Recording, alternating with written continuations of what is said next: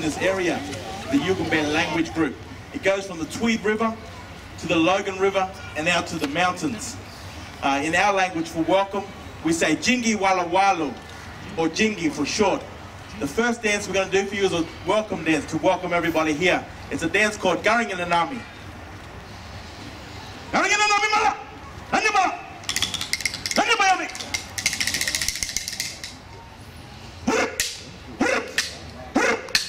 Garing in the Nami, Jamo Berono. Garing in the Nami, Garing in the Nami, Jamo Berono.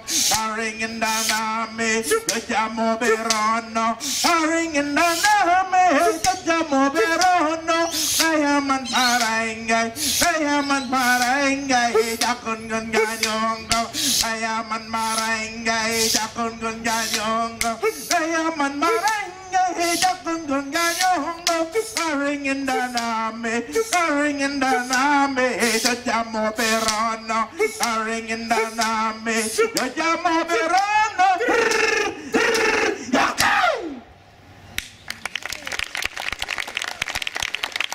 Here, this is about one particular fish, which is very important to the people here in the Gold Coast area. Here's the mullet fish.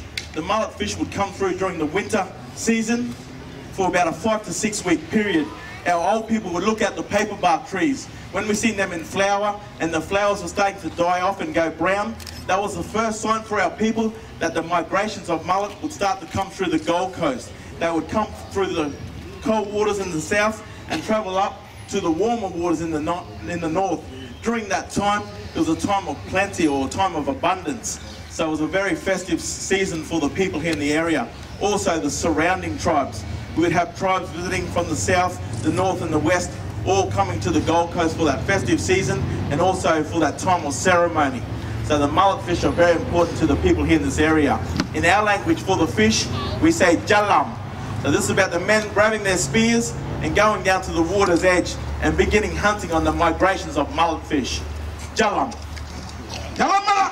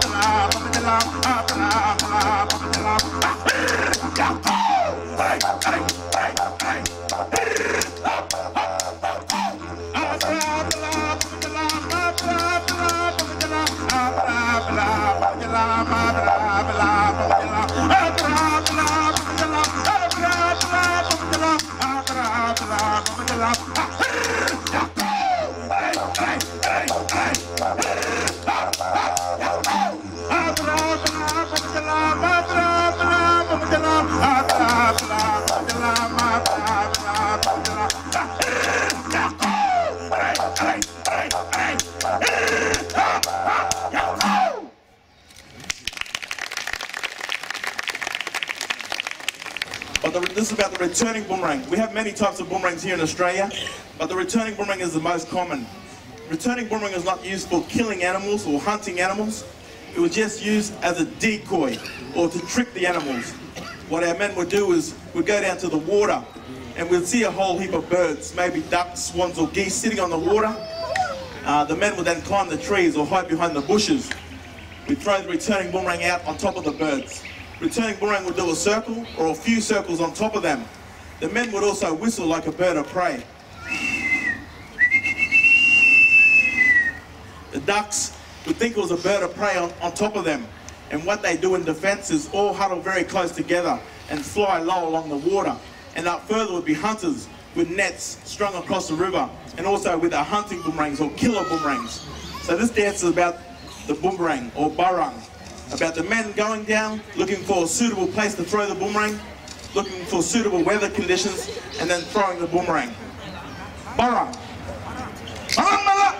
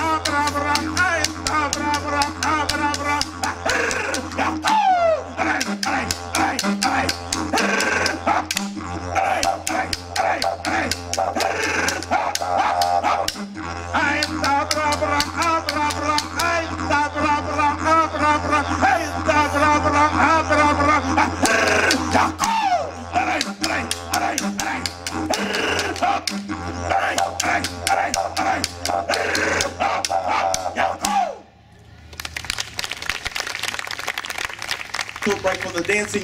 Well, we have a didgeridoo solo. Didgeridoo is the most common name for this instrument here in Australia and throughout the world. But here in Australia, we have many different Aboriginal languages. We have over 300 different Aboriginal languages, and then we have different dialects as well. So we have over 800 different Aboriginal languages here in Australia. Just here in the Gold Coast area, we have over 7 different dialects. And the didgeridoo was not played in all parts of Australia, mainly Queensland, Far North Queensland and Northern Territory. Where they say this instrument originated from, Northern Territory, up there they call this instrument Yidaki. In Cape York, they call it Bumble or Ladawa. North Queensland, they call it Yigi Yigi. Southeast Queensland, they call it Bitaya Mundu, which means to throw out sound from wood. For Aboriginal people, the didgeridoo is strictly a men's instrument, only to be played and touched by men only. Here in the Gold Coast area, the women had their own instrument. It was a lap skin drum made out of possum skin. And the women would place the possum skin over their lap and they beat that in time with the music. And that was strictly a woman's instrument. The drum represents the feminine, the didgeridoo represents the masculine. Aboriginal culture, we always have the women's business and the men's business, and then a time to come together and share. The didgeridoo is just a hollow piece of wood. It might be a small sapling growing or a branch from a larger tree, and the termites or the white ants will burrow into the tree and start eating the wood from the inside out. All we do is go up to the tree and tap on it. See if it sounds hollow. If it sounds hollow, we'll cut it to whatever length we want, and then we'll take it back to the camp. We'll get all the termites out or all the white ants out, and all the wood that they've chewed up and left inside the didgeridoo. As soon as we get all that out, we can play the didgeridoo straight away. So the termites or the white ants, they do most of the work for us. If we want, we'll take all the bark off it and then paint it to represent ourselves or our tribe. The way we play the didgeridoo is we vibrate our lips in a loose and relaxed fashion. It looks like this. If you do that correctly, you get the basic droning sound, which sounds like this.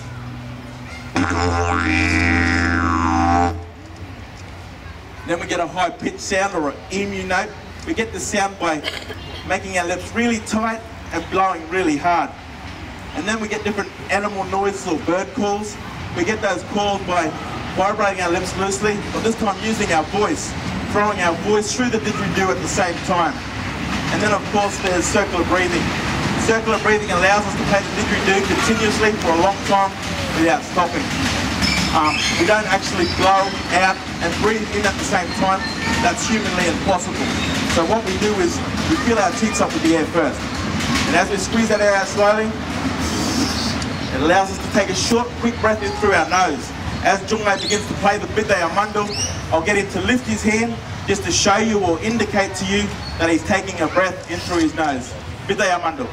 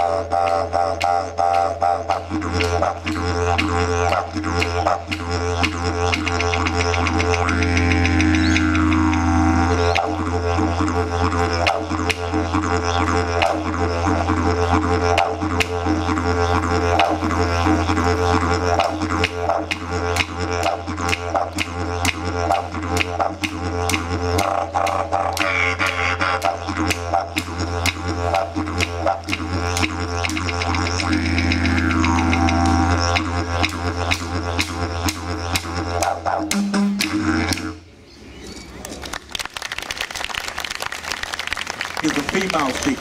We rub the two sticks together, creates friction, and it creates a heat. And it creates a small little coal and it drops onto the dry grass. And then we make the fire. Straight after we make the fire, we go into a fire dance or a happy dance. For fire in our language, we say waibara. Can you say waibara? Making fire, we say yaga waibara. The Dreamtime story about the fire is in the old days, the creator, he was the keeper of the fire.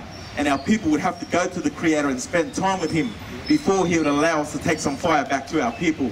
After many generations, the young people got very lazy and they didn't want to spend time with the creator anymore. So we got very angry and upset and he threw the fire and he hid it in the trees away from our people. So we still have to search out those very special trees and it's hard work making the fire. So we learn a special law that we always spend time with those people around us so we don't lose that fire again. Yaga waibara. Yaga waibara mala. Nanya bayami.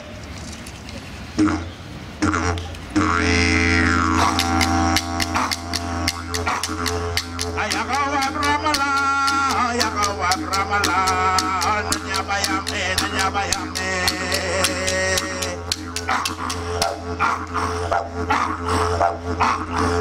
Yaga waibara mala. Yaga waibara mala.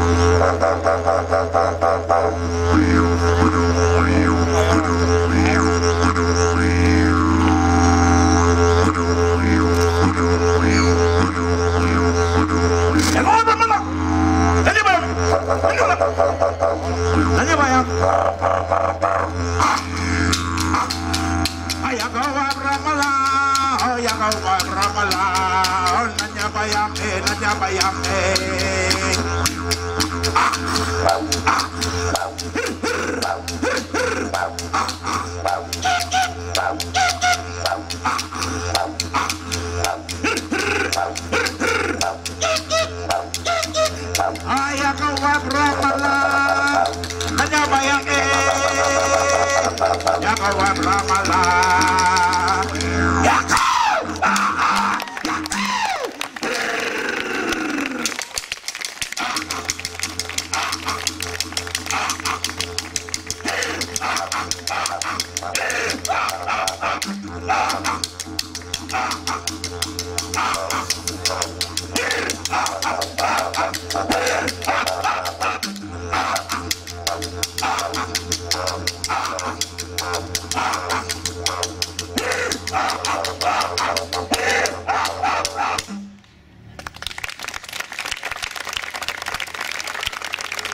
Our people did not say farewell the same way as we do today. It was more like saying, see you when we're looking at you, or see you again.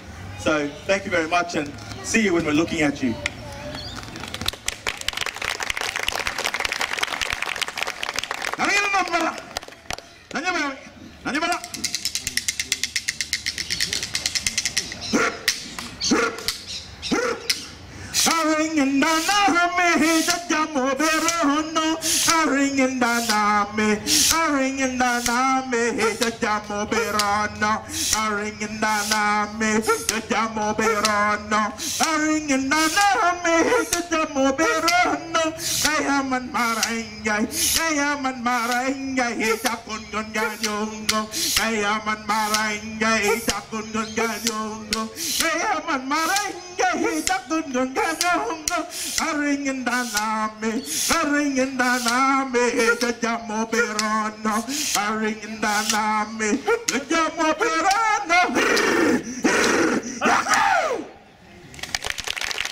Some older boys to come and have a dance with us. You might have seen during our performance, we do a style of dance called the shaker leg. It belongs here in Queensland. So it's mimicking the movements of the butterfly wings. Very easy dance, so we'd like a few young boys to volunteer. Otherwise, we'll volunteer you. Yes, brother at the back there.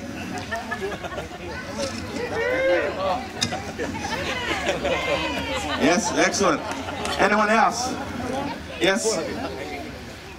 One of our friends here? You look like a dancer. Michael Jackson? No? Okay. You sure? That one. This one? Yeah, he'll come up. I know he will. Who else? You want to come up? Come up with Dad. Show him up, mate. Come on. All right. So we need a little bit of room. Spread out.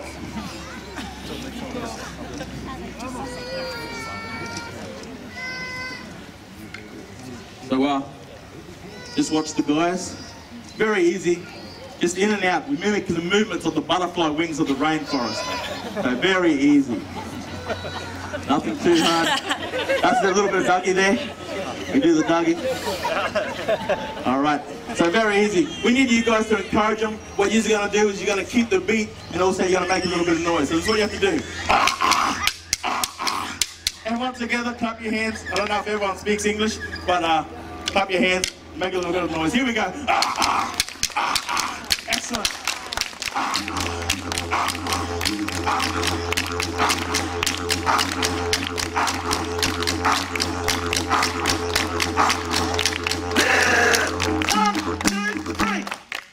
So when you hear me go, 1, 2, 3, or a little bit of Karate Kid. All right. So 1, 2, 3. All right. Ready to do it properly now? Yes. You guys ready? Yeah. All right. You ready? Yeah. The better you are, the better we'll dance. That's how it works. Here we go.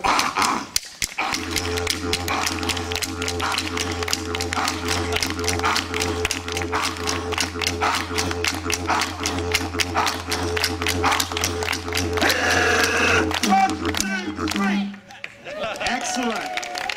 All right. Doing good. You ready to do it properly now? Yeah. Hey. Where you off to? One more go. Let's go again. Excellent. Excellent.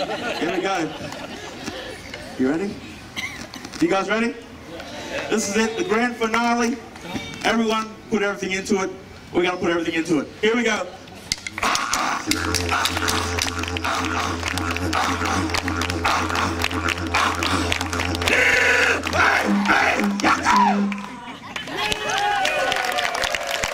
Thank you. Thank you very much. Thank you. Thank you. Well, this area, I'd like to thank you for letting us share just a little bit of our culture with you today. For those of you who are Australian, the songs and the stories, the history, the culture, it belongs to the land. So it belongs to you guys as well. So once again, thank you very much.